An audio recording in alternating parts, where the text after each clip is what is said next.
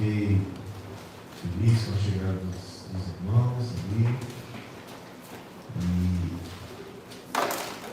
E que tenham uma boa estada aqui na terra do Ceará.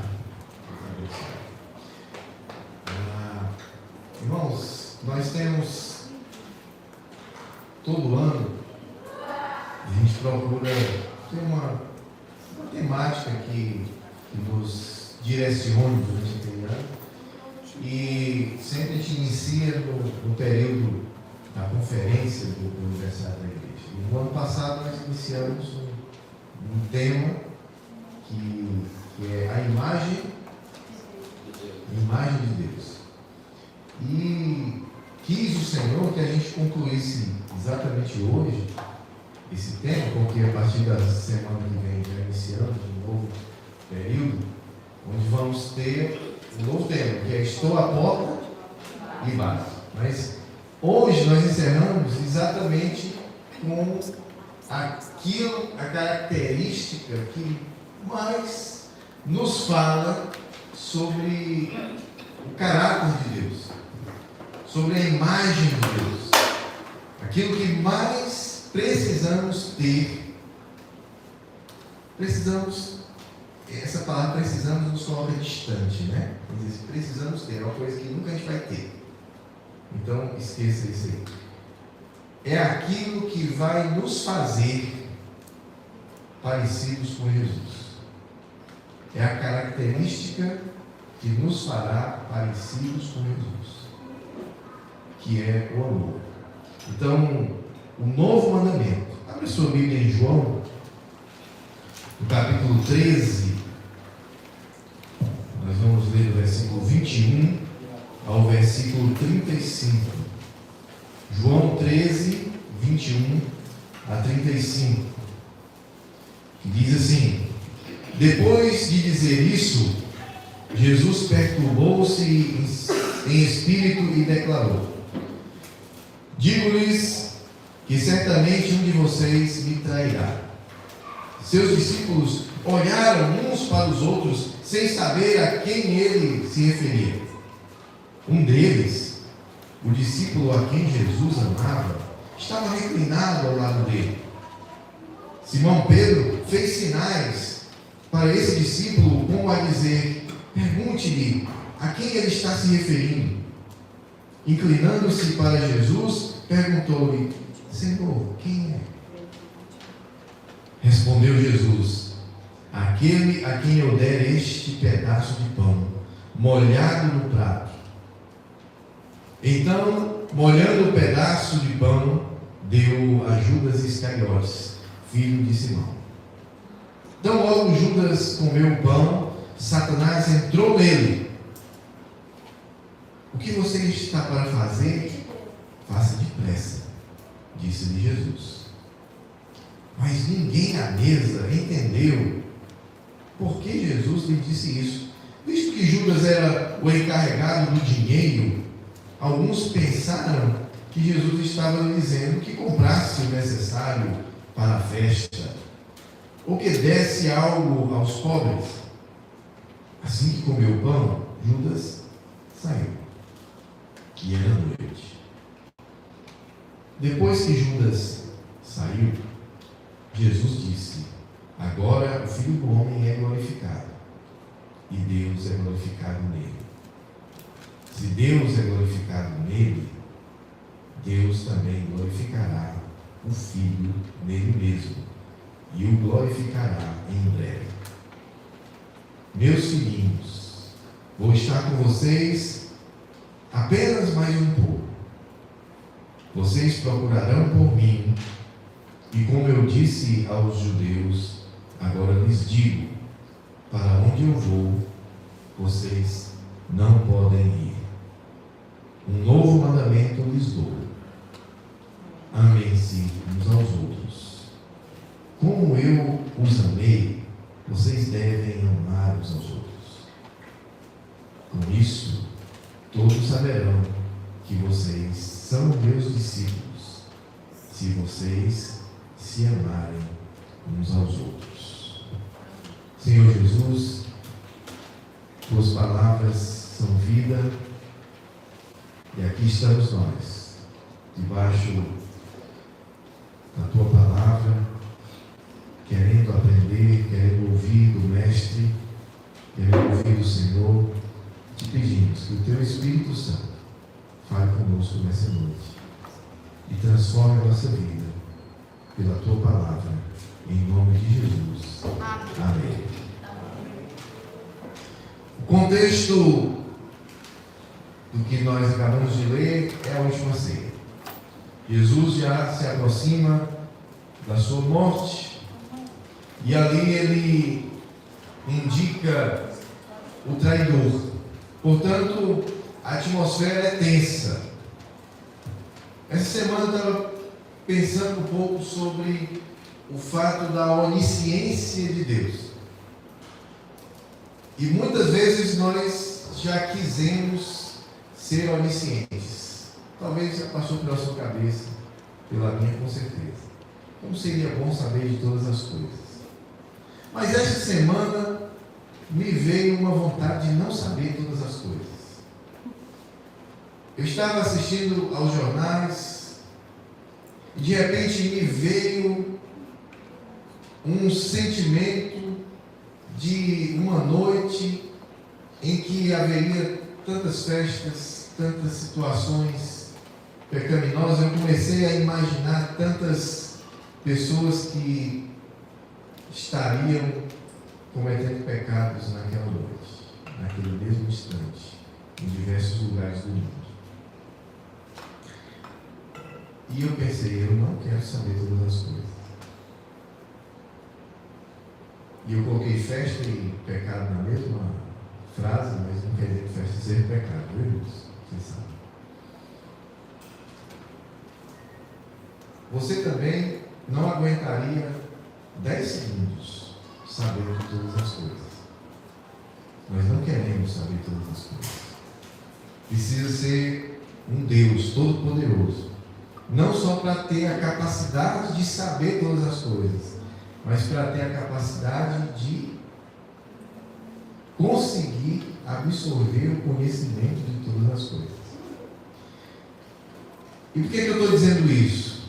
Porque Jesus estava sentado à mesa com seus 12 discípulos, conhecendo o coração de cada um deles, sabendo que estava ali, sabendo que Pedro daqui a pouco ia traí-lo, 3 vezes ia negá-lo, sabendo que todos os 12 iriam abandoná-lo lá no Getsemane, quando ele olhasse ao redor não tinha ninguém, sabendo principalmente que Judas Iscariotes estava já com o negócio fechado em relação à sua vida e que estava ali para entregá-lo, traindo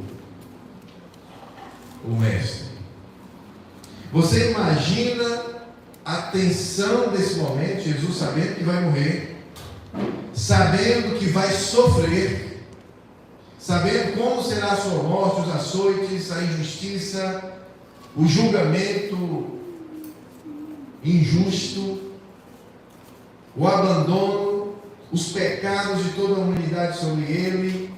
Jesus, conhecendo todas essas coisas, sabendo o coração dos seus discípulos, numa noite tensa, densa, pesada, e o que é que ele vem falar? O que é que ele traz para os seus discípulos? Ele vem falar sobre um novo mandamento. E esse novo mandamento é amar uns aos outros. Sinceramente, acho muito difícil que qualquer um de nós fizesse isso. Mesmo nós aqui, os santos maravilhosos que já conhecem Jesus, mesmo os mais antigos na fé, mesmo aqueles que têm um coração bondoso, nesta hora dificilmente fariam o que Jesus acabou de fazer aqui. E aí os discípulos ficam se perguntando quem é, né? Porque Jesus não disse: Judas, é este aqui. E Judas estava perto de Jesus.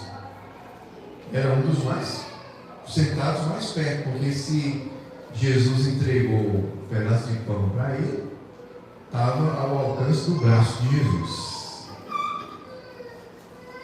E estando lá, quando Jesus fala, os discípulos ficam perguntando: quem será? Qual de nós? Eles entenderam o recado. E aí João diz dele mesmo, né? O discípulo a quem Jesus amava, que só ele diz isso, não sei se você já percebeu, mas ele diz, estava do lado de Jesus, reclinado perto de Jesus. E aí, para demonstrar a distância de Pedro, ele diz, e Pedro fez sinal, ele estava longe de Jesus.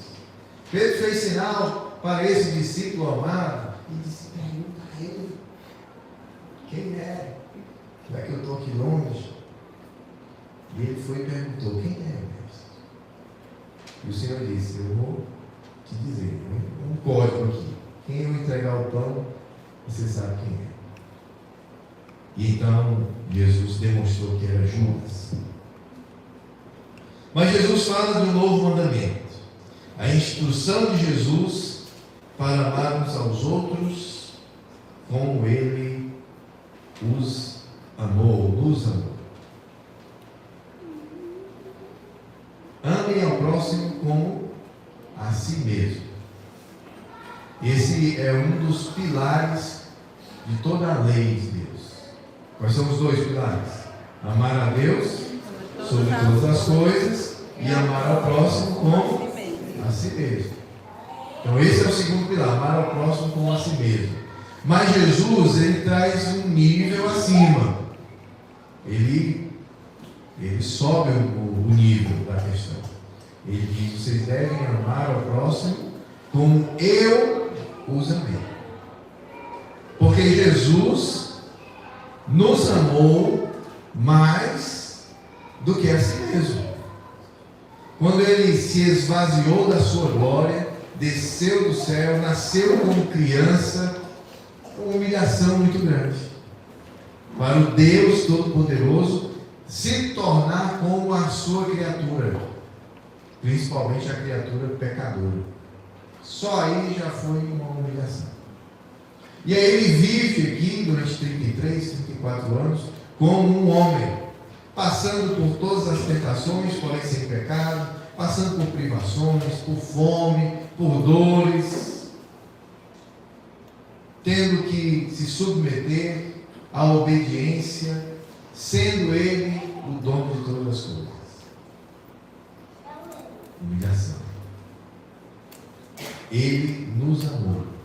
A Bíblia diz lá em João 3,16 que Deus amou o mundo de tal maneira. Olha, tal maneira é uma forma de dizer: eu não sei explicar de que maneira, eu não sei medir de que maneira. É de tal maneira que resultou numa entrega. Deu o seu Filho unigênito para que todo aquele que nele crê não pereça, mas tenha vida eterna. Então existe um resultado deste amor, e esse amor é maior do que ele olhar para si mesmo. Porque se Deus olhasse somente para si mesmo, se ele fosse egoísta, se ele quisesse somente benefícios para si, nós estaríamos perdidos, porque certamente ele não teria nos amado, não teria nos enviado Jesus. Você compreende isso? Então esse amor que ele nos ensina aqui, que ele nos comanda a fazer, que ele nos comanda a ter, que ele nos ordena vivenciar, é um amor superior. É um amor que vai além do que a lei mesmo dizia. Assim como Jesus sempre fez. Se você olhar Mateus capítulo 5, Sermão do Monte, você vai ver que Jesus sempre vai subir o nível. Ele vai dizer: vocês ouviram que deveriam fazer assim, assim, assim? Pois eu vos digo, você deve fazer ainda mais. Deve ser ainda mais. Porque em Jesus nós não somente fazemos, mas nós somos. Ele não trata com as nossas obras, mas Ele trata com o nosso ser, com quem nós somos, com quem nós temos na nossa essência. Portanto, esse mandamento de Jesus é uma novidade. É algo que nunca se viu antes e é algo que nunca se verá. O mandamento de Jesus tem uma exclusividade do cristianismo. Nenhum outro lugar você vai ver esse mandamento. Em nenhum outro lugar você vai ver esse Deus que se entrega pelos seus próprios inimigos. Vede que grande amor nos tem concedido o Pai, a ponto de sermos chamados filhos de Deus. Nós, que antes éramos inimigos de Deus, agora somos filhos. Que impressionante, irmãos. Mas isso é um produto exclusivo de Cristo. Só Ele para nos fazer isso. Só Ele para nos exigir isso. Só Ele para nos entregar isso. Um mandamento que define o cristianismo é amar uns aos outros. Nenhuma outra religião crê, afirma, entende que o seu Deus decidiu morrer por amor. Ninguém compreende isso. Ninguém traz isso. Portanto, é impossível que o cristianismo fosse criado por homens, pela vontade de homens. Porque nós mesmos jamais inventaríamos um negócio tão cruel. E um Deus que se entrega pelos seus subordinados. Um líder que se submete ao serviço. Alguém que é o superior e que tira suas vestes, coloca uma toalha amarrada na sua cintura e lava os pés dos seus discípulos, como faria um escravo.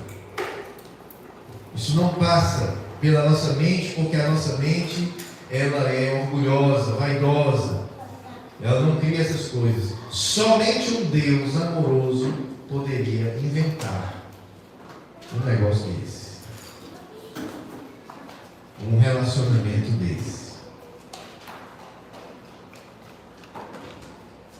Nenhum outro enfatiza esse amor. O amor, portanto, ele é o distintivo do cristão. Ele é o que nos deveria distinguir de qualquer outro. É o amor. O ser humano cristão, o ser humano que segue a Cristo, ele deve ter uma diferença. Algo que o distingue. Uma característica, chama-se amor. O restante é acessório, é complemento. Aquele que não ama, não conhece a Deus. Por quê? Porque Deus é amor. Veja bem as palavras que estão escritas. Ele não diz Deus tem amor. Ele diz Deus é amor. Onde está escrito isso? 1 João, capítulo 4, versículo 8. Aquele que não ama, não conhece a Deus, pois Deus é amor. Portanto, essa é a nossa característica. Já falei tantas vezes, vou repetir mais uma vez. O pastor Carlos Alberto, certa vez, contou que um irmão chegou para ele e disse: pastor, o senhor está tão parecido com Jesus. E ele ficou feliz. Ele disse: o que é que você vê em mim parecido com Jesus? Ele disse: a barba. Ele disse: oh, tristeza. De todas as características que eu queria que fossem parecidas com Jesus, ele trouxe a barba. Né? Qual é a nossa característica mais parecida com Jesus que tem que ser? Não é a barba. É o caráter. E que parte do caráter? O amor. Amar uns aos outros, assim como Ele nos amou.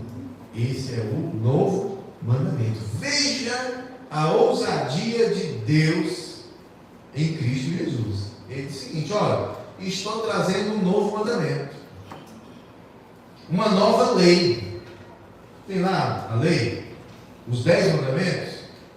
Eles vão dar uma pauta aí e vamos entender um novo mandamento. O novo mandamento é este: ame o seu próximo como eu os amei. Eita! Se você fizer isso, eu garanto que os outros mandamentos estarão certamente cumpridos. Amém? O amor uns pelos outros é a expressão da nossa fé em Cristo Jesus. Então, se eu digo que amo a Deus, que creio em Deus, mas eu não amo o meu irmão, diz a palavra que eu sou mentiroso. Seguinte, se eu digo que amo a Deus, que creio em Deus, e o apóstolo pergunta: ora, se você diz que ama a Deus, que você nem vê, como é que você poderá dizer isso sem expressar amor por aqueles que você vê? Em outras palavras, se você de fato, realmente, verdadeiramente ama a Deus, como é que isso vai se expressar? Como é que isso vai se realizar na prática? É você amando o seu irmão, o seu próximo. Olha só. O Senhor nos colocou numa enrascada, num beco sem saída, numa sinuca de bico. Porque dizer que ama a Deus é fácil demais. Quem vai dizer, quem é doido de dizer que não ama a Deus? Eu amo a Deus demais. Você ama a Deus? Olha. Aí ele diz: prove. Eu provo. O que o senhor quer? Quer que você ame este que está aí perto de você.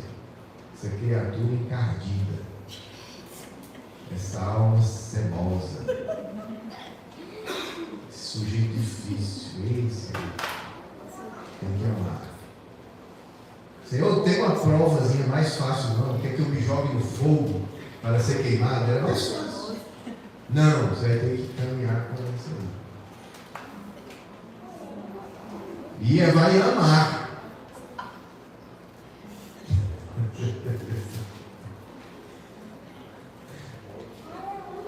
Ou prova de amor, como eu falei, sinuca de bico. Mas é assim que ele estabeleceu. Portanto, pela expressão facial e o sorriso de vocês, já percebo que é uma tarefa difícil. E para tarefas difíceis ou impossíveis, nós temos quem nos ajude. Quem é que pode nos ajudar? Quem poderá nos socorrer? O Espírito Santo. Deus, através da pessoa do Espírito Santo. Ele vem para nos capacitar a amar o próximo. Eu, por mim mesmo, negativo, não consigo. Eu, pela minha força, pela minha vontade, não amarei, não conseguirei dar essa prova de amor a Deus através do meu próximo. Nem perigo. Preciso da capacitação do Espírito Santo. E como é que isso pode acontecer na prática?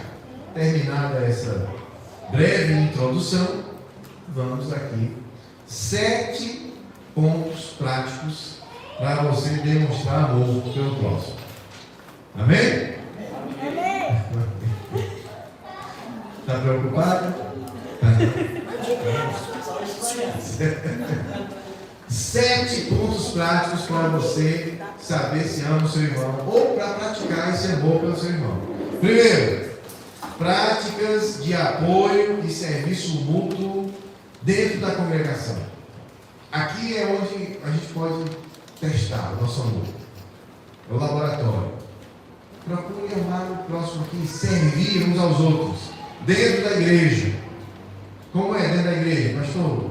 De 6 da tarde até 8 da noite, 6 da noite, 8 da noite, no domingo, como é que eu vou servir o irmão? É exatamente isso que o Lucas disse aqui. Não dá para você servir só vindo por culto uma vez por semana. Aí é fake news. Você está se fazendo que está servindo, mas não serve. Como é que ele serve? É no dia a dia, conhecendo as necessidades das pessoas. O que está precisando? O que está havendo? Como é que está o irmão? Já vi muita gente perguntar isso. Como é que está o irmão? Mas é só para saber da vida dos outros. Aí não serve. É para saber, para ajudar. Tem gente que não quer nem saber como é que eu estou. Sabia disso? Como é que está o giz? Está ótimo, maravilhoso. Amém? Amém. Pronto. Siga lá e eu sigo cá. Outros não quero compartilhar. Como é que nós estamos nesse sentido? Como é que nós estamos servindo uns aos outros? Serviço pode ser uma coisa simples. Pode ser um telefonema. Pode ser um oi, um olá, uma mensagem no WhatsApp. Sempre me lembro do Toninho. Não sei se ele está acompanhando. Um abraço do Toninho. Todos os dias ele manda uma mensagem para a gente. Uma palavra de Deus. Aliás, são 2 mensagens. Sempre são 2. Um grande e uma pequena. Desculpa. Uma grande e uma pequena. E aí você vai recebendo. No mínimo você vai se lembrar dele. Uma vez por dia, não? Ele está lá. E você, o que tem feito? Pode ser uma live do Conexão Renovo, você faz, você tira o tempo para servir. Pode ser o serviço aqui no culto. Tantas coisas. Mas pode ser uma carona.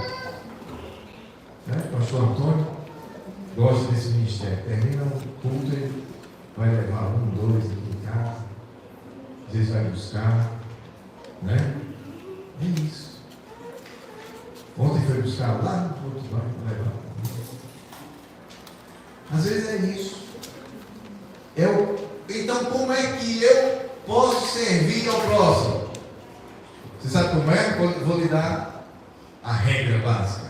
Você gosta de regra, né? Então anote aí.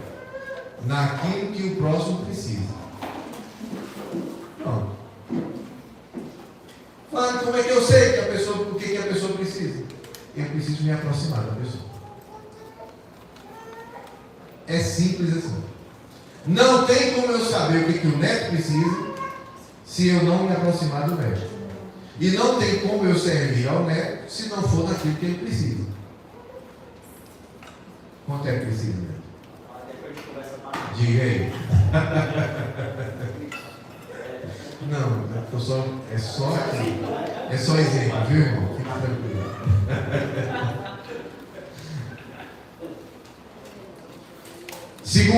Segunda forma de amor ao próximo. Grupos pequenos. Os grupos pequenos promovem relacionamentos mais próximos e cuidado mútuo. Quando nós estabelecemos os pequenos grupos aqui na igreja, não é porque a gente queria mais uma reunião. Não é porque a gente estava sem ter o que fazer. Vamos fazer umas reuniões nas casas para movimentar. Não tem o que fazer à noite, né? A gente fica com insônia. Vamos fazer aí alguma coisa. É por isso? Não é. Dá trabalho, né? O irmão que recebe tem que limpar a casa, tem que movimentar, tem que ter um lanche, tem crente que come. Não é brincadeira. Né? Tenho tempo, bem no dia do jogo, eu queria assistir o jogo. Não posso, porque o pequeno grupo é na minha casa. Como é que pode? Tanta casa por aí, e vem logo para mim. Isso. Mas o quê? Aconteceu. Mas o grupo pequeno, ele deve ser pequeno. Grupo pequeno, pequeno grupo, é pequeno mesmo. É grupo de 6 pessoas, de 4 pessoas, de 8 pessoas. Quando chega em 10 pessoas, a gente já tem vontade de ter 2 de 5. Para continuar pequeno.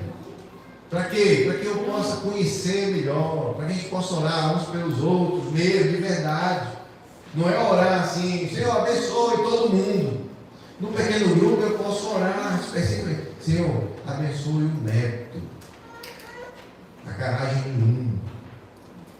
Abençoe a Jéssica, dê paciência a ela para aguentar o Neto, na garagem 1. Aí não é mais específico assim? De nada. Você não precisa de ajuda, conte comigo. É assim, fica mais perto. Que bênção você está perdendo quando não faz parte do pequeno grupo.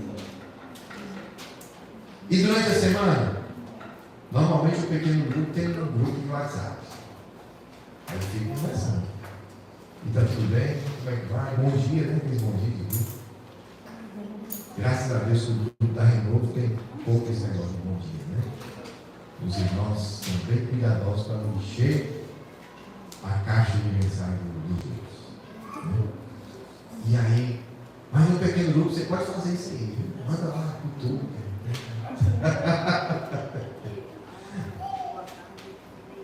Já entenderam? Terceira forma de amar as pessoas, de forma prática.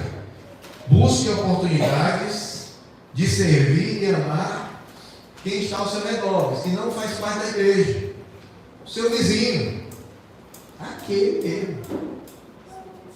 Você vai varrer a sua calçada, não custa nada você varrer também a dele, uma vezinha. Não vai acostumar mal também. Agora, às vezes tem um cristão, entre aspas, que empurra o lixo para frente da calçada do outro. Aí você não está amando. A outra quer dizer, é verdade. Parece que acordou e estava o lixo lá na frente da reta, né? Mas assim, veja o que nós vamos fazer, né? Certo dia, a gente fez uma coisa aqui. Eu mandei, faz uns anos já que a gente fez. A gente mandei limpar o quarteirão todinho aqui, a rua, né? E mandei pintar o meio-fio. Era perto do aniversário da igreja, nós pintamos do quarteirão todo, do lado de lá e do lado de cá. Eu fiquei na calçada, antes do culto, e o pessoal passou e achou bonito, porque no bairro todo, só aqui estava assim, nesse dia. E alguém disse, a prefeitura passou por aqui? E eu fiquei só calado, rindo aqui por dentro, né? As pessoas notaram.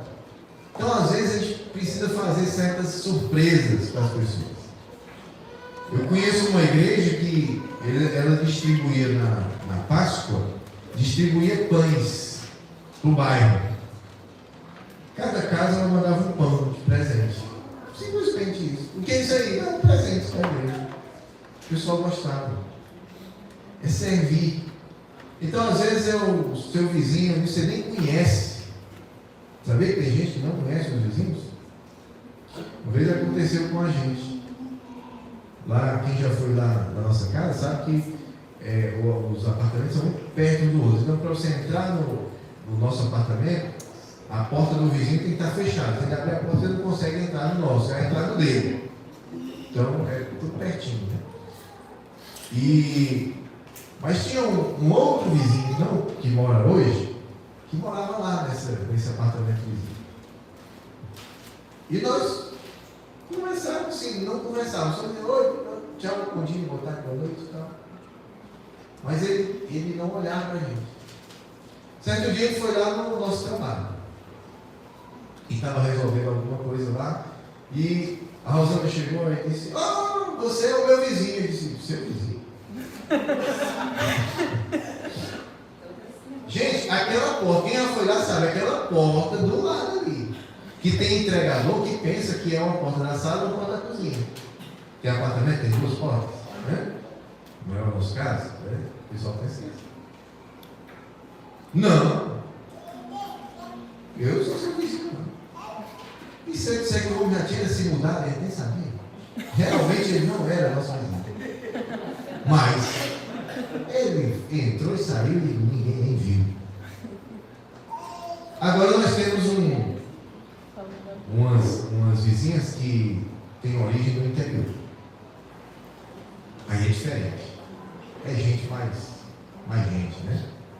Aí, de vez em quando, chega lá com um pedaço de queijo.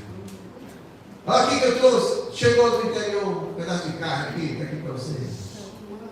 Aí ele, ixi, acabou o açúcar. Me arranjei com açúcar. Aí tem aquele de vizinho mesmo, aquele vizinho antigo mesmo. Esse a gente já conhece. Certo dia eu até cuidei da cachorrinha dela. Viajaram e deixaram lá. Eu cuidando. Ele disse: mas rapaz, a que ponto eu cheguei? Mas eles ficaram tão felizes, e a cachorra também. Me ama até hoje, né? Queria nem voltar. Não, ela ficou na casa dela. Eu ia cuidar assim, lá. Você está entendendo que às vezes você cuidar do animal que ficou, porque alguém precisou viajar, é tudo que a pessoa precisa. Pastor, e a pessoa vai se converter? Eu não sei se a pessoa vai se converter. Eu não sei disso. Eu sei que Jesus não é interesseiro, então eu também não sou. Eu estou ali para cuidar, para amar, para servir. É isso que Deus me chamou para fazer. É isso que Deus chamou você para fazer. Amém? Amém? Amém. Pastor, meu vizinho chato também. Pronto,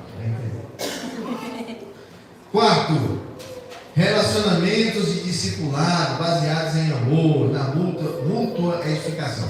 Vou só frisar isso aqui: mútua edificação. Ou seja, eu edifico você e você me edifica. Precisamos entender isso. Tem pessoas que acham que o outro, certas pessoas, não tem nada a oferecer para você. Aprende isso. Todo mundo que tem Jesus tem algo a oferecer para você. Não tem ninguém que seja assim: aquele ali é fraco demais. Não. Se aproxime. Ande, você vai ver que você vai receber de Deus algo através do seu irmão, da sua irmã. Mais simples que seja, por mais sem entendimento que seja, por mais novo que seja, por mais idoso que seja, tem algo a oferecer para a sua edificação. É edificação mútua. Quinto, resolução de conflitos de maneira amorosa e bíblica. Conflitos. Na igreja tem conflitos? Tem. Faço um aniversário da igreja. Não aparece? Conflitozinho? Parece. Faça algo junto. Porque eu sou de um jeito, você é de outro. Quando eu digo amarelo, você está pensando no amarelo claro, eu estou pensando no amarelo queimado. Não existe mais. Como é que chama agora? Amarelo queimado? Laranja. Está entendendo?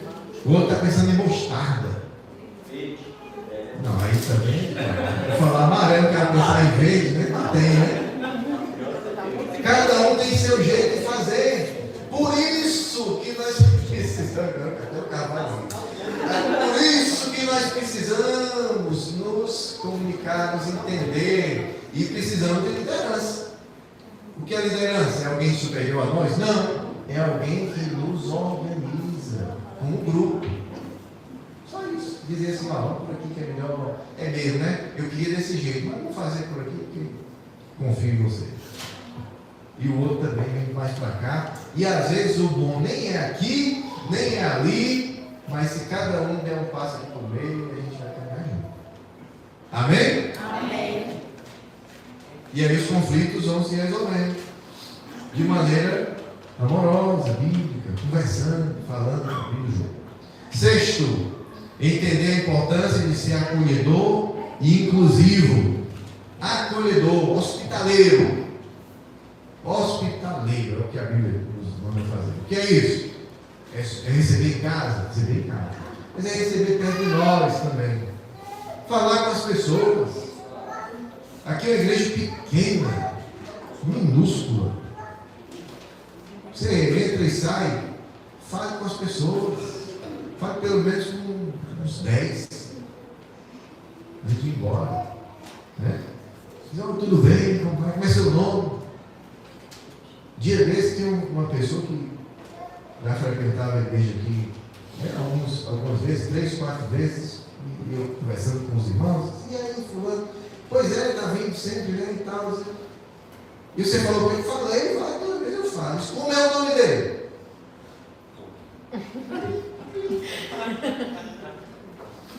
Como é que você fala com a pessoa e não sabe o nome da pessoa? Não é a primeira coisa que eu vou fazer. E eu vou te dizer uma coisa por experiência experiência própria. Desculpa. Pergunte logo na primeira vez. Porque depois que você vê 3 vezes a pessoa e você perguntar o nome, aí você já vai ficar sem graça de perguntar. Concorda comigo? Então encontrou a pessoa, já pergunta. Tudo bom? Bem-vindo, que coisa boa você por aqui. Como é seu nome? Porque o nome é importante para a pessoa. E pergunte claramente. O nosso nome é importante para nós.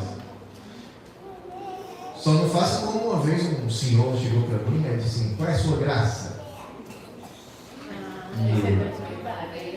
E eu lá sabia o que era isso. E eu fiquei assim, olhando. E tem gente que está viajando aqui também, não sabe o que é a graça. Quando perguntarem para você, eu aprendi nessa hora, quando perguntarem qual é a sua graça, ele está perguntando qual é seu nome, viu? Qual é seu nome? Mas eu demorei muito. Aí alguém disse assim, é teu nome, rapaz. Aí tá assim. Seja acolhedor com as pessoas. Receba bem na sua casa. A gente é tão bem recebido, né? Receba bem também. Isso é importante. E por fim, orar regularmente por uma crescente capacidade de amar como Jesus amou. Você quer viver isso? Peça a Deus. Ore a Deus. Busque em Deus, que é Ele quem nos dá essa capacidade. Amém, Jesus? Amém. Vamos ficar em pé, meus irmãos.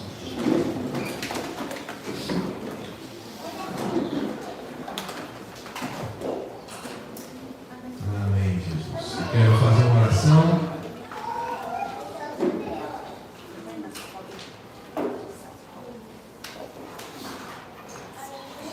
E quero dizer que o que está escrito aqui no seu boletim, que você acompanhou hoje, não é fácil. Se fosse fácil, não precisava dizer.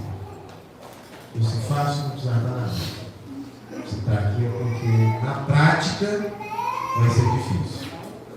Eu quero convidar você a curvar a sua cabeça e a pedir ao Senhor que lhe dê a capacidade de amar a Deus sobre todas as coisas, ao próximo como Jesus nos amou.